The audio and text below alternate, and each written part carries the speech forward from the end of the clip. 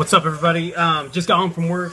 My last video that I did, my full day of macros, I cut out the cheeseburgers that I made. Pretty plain cheeseburgers, but still cheeseburgers while I'm cutting. So I decided I'll make some right now. So I'm going to make 2 cheeseburgers. Use 96% lean ground beef. I'll make 2 patties, 2 4-ounce patties. Just slices of fat-free Borden cheese.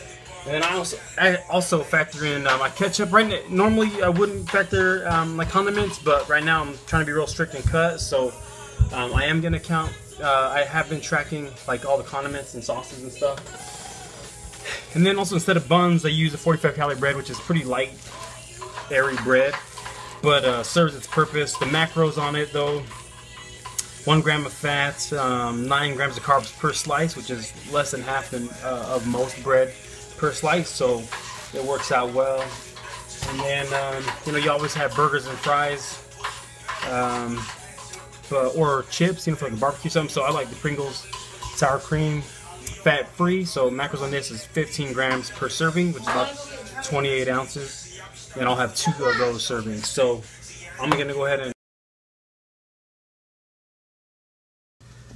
So while I'm letting my meat cook up, I just show you how like with the servings, like Pringles or whatever it is, I measure these all out. And I don't know that I would be this anal about it if I wasn't cutting, but I am cutting under 10 weeks, and so I need to be real particular about everything. So what I'll do is, and if you notice, I have this plate.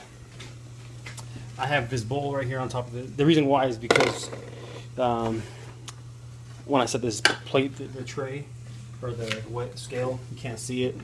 So just to help me with that, which is a stupid little trick, is I'll set the plate on there with it under that bowl, on top of the bowl. So now I can see the dial. I don't know if you can see it in the camera or not, but it's set to 0. I'll set it to grams. Each serving of chips is 28 grams, and I'm going to do 2 servings. So pretty good amount for chips. Some people complain about the fat-free or the lean hamburger that it's dry or whatever, but if you're serious about cutting, these are alternatives to just screwing up your entire diet, which is why most people will fall off. So if you take a look, so it's got chips on there. There's 2 servings, 56 grams. I don't know if you can see that or not, but it's not a lot, but still it'll satisfy me, hold me over for a few hours. And then tonight I'm actually gonna add to this video as well, like it's kind of a volume meal with some cereal. I love cereal, so just a real basic way to do some cereal with Walden Farms as well.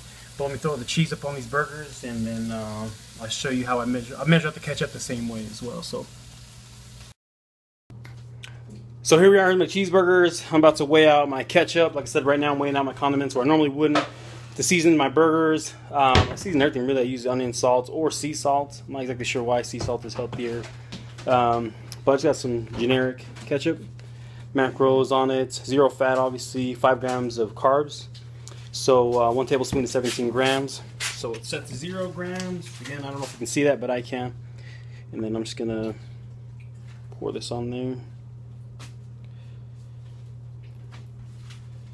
And, split it between the 2. So here are my cheeseburgers, ketchup. I'm gonna slap some mustard on there as well.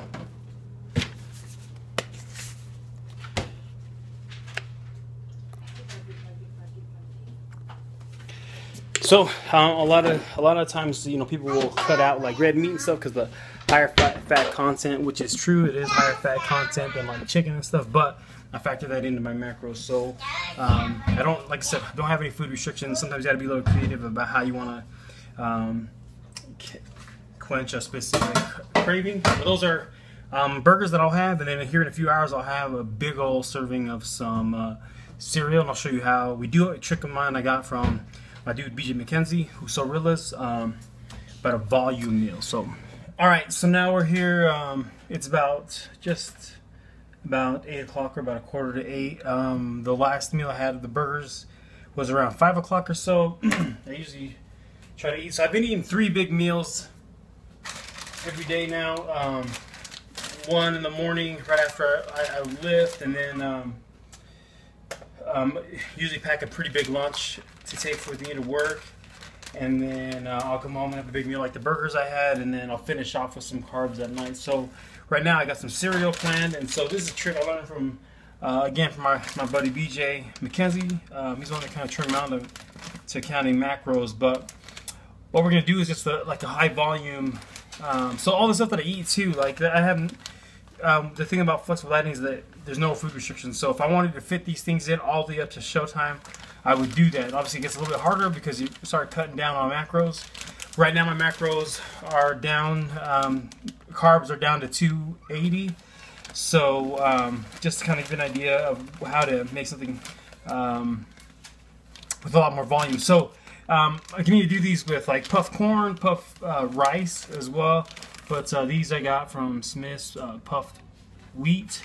And the reason why is because there's just a lot of volume to this. So for every cup is about 13 grams of carbohydrates, where like your normal cereal, you're 20 to 30 grams of carbohydrates. So this is 17 grams of carbs. What is that, babe? What's 17 times 4? I'm going to use my calculator real quick. So she said 64. 17 times 4 equals, so 68 grams. So I'm going to measure out 68 grams of this puffed wheat, and then I'll show you what it'll do, because it's just plain puffed wheat, which probably sounds gross.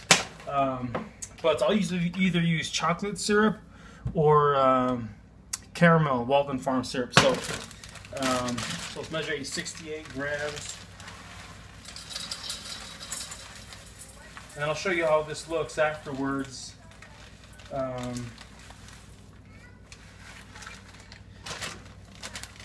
And these bags right here are like $1. You can buy them at any grocery store. Either puffed rice or puffed wheat or puffed corn even. So I'll measure this all the way down to the gram. And this is pretty much 4 servings of cereal, but your normal servings of cereal are what, like a third of a cup, which doesn't fill me up at all. But this right here, though, I talk about volume, so I'll just like really overdo it with the caramel. I'll show you how this looks here in a second. And for those who flexible diet, this is nothing new. This is like a trick a lot of flexible dieters use for volume. So let me coat this up really quick. Kind of show you how it looks, and this stuff tastes awesome. With I'll throw some salt in it as well to kind of sharpen the sweetness of it, or balance it out a little bit. But I'll just show you how it is right now. So that's it right here, with just the caramel mixed in it. So big time volume. And then another trick too is I love regular milk, but unsweetened almond milk, and I was against almond milk for like the longest time because I'm like a devout regular almond milk drinker. But when you're counting macros, there's 2.5 grams of fat per serving, so it's not like fat-free milk, but it's 1 gram of carbohydrates per serving, which is a full cup. So I've got 4 servings of cereal, so I'm going to use 2 cups of almond milk.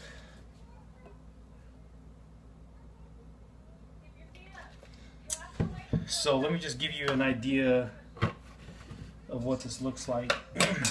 So this would be equivalent, like I love oatmeal too, so this would be equivalent, this right here would be equivalent to 2 servings of oatmeal, so 2 half-cup measured dry servings of oatmeal. But, so huge volume, keeps you full at night, carbs after dark. I actually have a little bit of room as well, so I'm going to have a Snickers cookies and cream Skinny Cow. But anyways, just another option for trying to volumize your macros. Kind of think of it as like a budget. Trying to get the biggest bang for your buck. Anyways, I hope you enjoyed the video. Cheeseburgers, some cereal, just different options to keep your diet, especially while I'm cutting right now. And I'll do a progress video at the end of this week. To kind of show you that I'm not just talking on my butt, but that, you know, I really am seeing gains or seeing progress, especially if you followed before. So anyways, thanks Team Flex, stand up, peace.